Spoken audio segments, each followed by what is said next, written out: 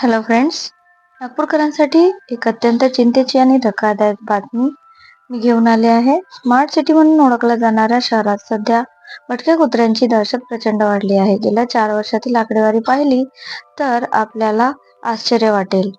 काय सांगतोय हा रिपोर्ट? महानगरपालिकेचा खर्च नेमका कुठे जातोय? पाहूया या बातमीमध्ये.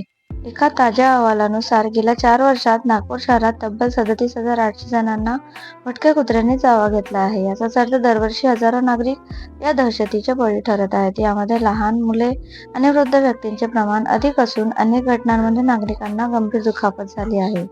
भटक्या कुत्र्यांच्या नसबंदीसाठी आणि त्यांच्या व्यवस्थापनासाठी NMCने दरवर्षी कोट्यवधी रुपये खर्च केले आहेत. मात्र एवढा मोठा खर्च होऊनही कुत्र्यांची संख्या कमी होण्याऐवजी वाढतच आहे. त्यामुळे प्रशासनाच्या कार्यक्षमतेवर आणि या खर्चाच्या नियोजनावर आता मोठे प्रश्नचिन्ह निर्माण झाले आहे. शहरातील अनेक वस्त्यांमध्ये रात्रीच्या वेळी बाहेर पडणे कठीण झाले आहे. दुचाकीस्वारांच्या मागे कुत्री धावल्यामुळे होणाऱ्या अपघातांचे प्रमाणही वाढले आहे.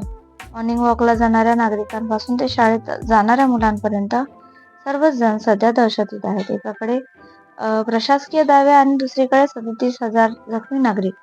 हा विरोधाभास कधी संपणार? नसबंदीची मोहीम फक्त कागदावरच आहे का? असा संतप्त सवाल आता नागपूरकर विचारत आहेत. प्रशासनाने यावर तातडीने ठोस उपाययोजना करण्याची गरज आहे. तुम्हाला काय वाटते? तुमच्या परिसरातही भटक्या कुत्र्यांची समस्या आहे का? आम्हाला कमेंट्समध्ये नक्की सांगा. अशाच परखड बातम्यांसाठी आमच्या चॅनलला सबस्क्राईब करा. धन्यवाद.